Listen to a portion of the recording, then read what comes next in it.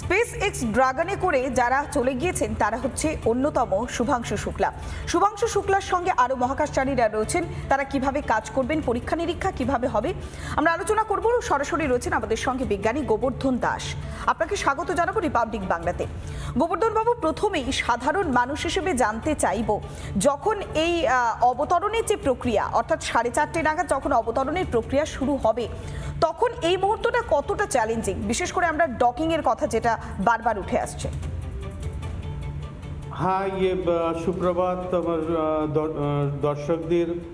আজ ভারতবর্ষের 140 কোটি মানুষের গর্বের বিষয়, 41 বছর পর আবার কোনো ভারতীয় মহাকাশে গেছেন। এই শুভাংশু শুক্লারা আজ 26শে জুন বিকেল 4:30-র সময় ডকিংয়ে যাবেন। ডকিংটা সবসময় একটা চ্যালেঞ্জিংই থাকে, কারণ হচ্ছে অ্যালাইনমেন্টের ব্যাপার থাকে। এখান থেকে ওরা ম্যানুভার করতে হয়, ম্যানিপুলেশন করতে হয়, দিয়ে ডকিংয়ে করে সেটাকে অ্যাডজয়নিং করে তার মধ্যে স্পেস স্টেশনের ভেতরে যেতে হয়। এটা সত্যি চ্যালেঞ্জিং, কিন্তু এটা অলরেডি প্রোটোকল অনেকবার যাওয়া হয়েছে। এটা প্রোটোকল সেট, আমার মনে হয় এতে কোনো অসুবিধা হওয়ার কথা নয়। কিন্তু আজ ভারতবাসীর কাছে, 140 কোটি মানুষের কাছে এই গর্ব। আমাদের 41 বছর পরে সেক্ষেত্রে গোবর্ধন বাবু, সত্যি 140 কোটি ভারতীয় তারা অপেক্ষা করে আছেন, কেননা শুভাংশু শুক্লারা প্রায় 60খানা পরীক্ষা নিরীক্ষা করবেন 14 দিন ধরে। এই 60খানা পরীক্ষা নিরীক্ষার মধ্যে উল্লেখযোগ্য কোনগুলো? তো আমার মনে হয় সবচেয়ে উল্লেখযোগ্য হচ্ছে ওনারা গিয়ে দুটো তিনটে জিনিস। এক নম্বর হচ্ছে মুগ আর মেথি নিয়ে ওনারা ওটা কি করে গ্রো করছে, কি করে জার্মিনেট করছে, কি করে বাড়ছে সেটা দেখবেন।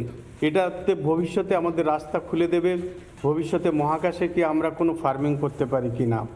দ্বিতীয় পরীক্ষাটা যেটা করবেন সেটা হচ্ছে মাইক্রো অ্যালগি গ্রোথ, অর্থাৎ একটা শৈবাল ছত্রাকের মতো ছত্রাক, যেটার মধ্যে সমস্ত কিছু আছে, প্রোটিন, ফ্যাট, ভিটামিন, সেটা কি করে গ্রো করছে।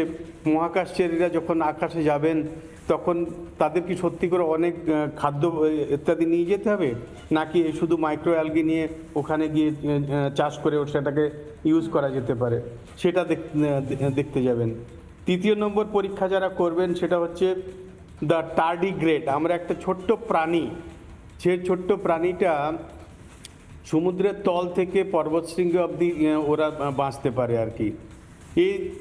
এই যে হার্শ এনভায়রনমেন্ট, এই যে কি বলে স্ট্রেসের মধ্যে যায়, এই স্ট্রেসের মধ্যে এই প্রাণীটার কি কি চেঞ্জ হচ্ছে, তার মানে রেপ্লিকেশনে, রিপ্রোডাকশানে কীরকম চেঞ্জ হচ্ছে সেগুলো দেখবে, তার জিনগত পরীক্ষাগুলো দেখবে। তার মানে মহাকাশে যদি কেউ যায় তার জিনের মধ্যে এক্সপ্রেশনটা কি হবে ভবিষ্যতে, সেটা দেখে করা মানে অনুমান করা আগামী দিনে যখন গগনযান মিশন, সেই গগনযান মিশনের ক্ষেত্রে এই যে পরীক্ষা নিরীক্ষাগুলো অনেকখানি সহযোগিতা করবে। আরো একটা বিষয় জানতে চাইবো, আমরা জানি যে এখন তো মধুমেহ রোগ প্রচুর মানুষের মধ্যে হচ্ছে, সেক্ষেত্রে মধুমেহ রোগ নিয়েও তারা পরীক্ষা নিরীক্ষা করবেন, যা মানব জাতিকে উপকৃত করবে কিভাবে? হ্যাঁ, তো ওখানে গিয়ে আমরা যে একটা মানুষ কিভাবে, মানে প্রতিটা মানুষ কিভাবে কোনো পার্টিকুলার কি বলে বা ওষুধে সাড়া দেবে, আর তার স্ট্রেস কন্ডিশনের সঙ্গে মধুমেহ আর অন্যান্য স্ট্রেস জাতীয় যে আমাদের ডিজিজ রোগগুলো, তার কি এফেক্ট বাড়ছে না কমছে, এইগুলো পরীক্ষা নিরীক্ষা করা হবে। এতে একটা আমাদের নতুন একটা দিগন্ত খুলে দেবে চিকিৎসা বিজ্ঞানে ভবিষ্যতে আর কি। সুতরাং এই পরীক্ষাগুলো সাধারণ পরীক্ষা হলেও এর কিন্তু গুরুত্ব অনেক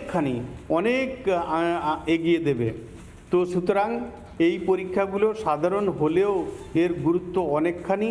আর এই সাধারণ পরীক্ষাগুলো করার জন্যই আমাদের শুভাংশু শুক্লা, তার সঙ্গে আরও 3 জন আজকে স্পেসে আছেন, এবং বিকেল 4:30টার সময় তারা ডকিং করবেন। সেক্ষেত্রে গোবর্ধন বাবু, পরীক্ষা নিরীক্ষা এবং ডকিং এর সময়টা নিয়ে আমরা আলোচনা করলাম। আমরা জানি যে এবার মার্কিন যে কমান্ডার পেগি উইটসন, তার কমান্ডিং যে ভূমিকা, আর এবার পাইলটের আসনে শুভাংশু শুক্লা। আগামী দিনে যখন গগনযান মিশন যাবে, সেক্ষেত্রে পাইলটের আসনে শুভাংশু শুক্লা থাকলেও অনেকখানি অভিজ্ঞতা সম্পন্ন থাকবেন এবং কমান্ডিং যে ভূমিকা সেটাও নিশ্চয়ই থাকবে। অবশ্যই, মানে এটা তো শুভাংশু শুক্লা এবার যে ইয়েতে গেছেন, ভবিষ্যতে যে এখন যে নামটা ভুলে যাচ্ছি, যে আমেরিকান যে গেছেন, উনি পাইলটের ইয়েতে আসনে আছেন। এই যে শুভাংশু শুক্লার যে এক্সপিরিয়েন্স হচ্ছে, অভিজ্ঞতা হচ্ছে, এই ভবিষ্যতে এটাকেই আরও মানে অভিজ্ঞতা দিয়ে শুধু শুভাংশু শুক্লা নয়, অন্য ভারতীয়দের সঙ্গে নিয়ে যেতে পারবেন, এটা আমার আশা। এবং ভারত এই যে গগনায়ন জানে, অর্থাৎ মহাকাশে ভারতের এক বিশাল ভূমিকা নিতে পারে, এবং সেটার শুরুয়াত এখান থেকে হয়ে গেল। একদমই তাই। আমরা যখন দেখলাম যে গতকাল শুভাংশু শুক্লারা যখন রওনা দিচ্ছিলেন, তখন শুভাংশু শুক্লা নিজে বলেছিলেন জয় হিন্দ, জয় ভারত। সত্যি এটাই হয়তো আমাদের কাছে গর্বের একটা নতুন দিশা। অনেক ধন্যবাদ। আমরা কথা বললাম বিজ্ঞানী গোবর্ধন দাসের সঙ্গে। নানা ধরনের কন্টেন্ট দেখার জন্য লাইক করুন, শেয়ার করুন আমাদের ফেসবুক পেজ, সাবস্ক্রাইব করুন আমাদের ইউটিউব চ্যানেল। পাশাপাশি অন্যান্য ব্রেকিং নিউজের জন্য অবশ্যই চোখ রাখুন রিপাবলিক বাংলায়।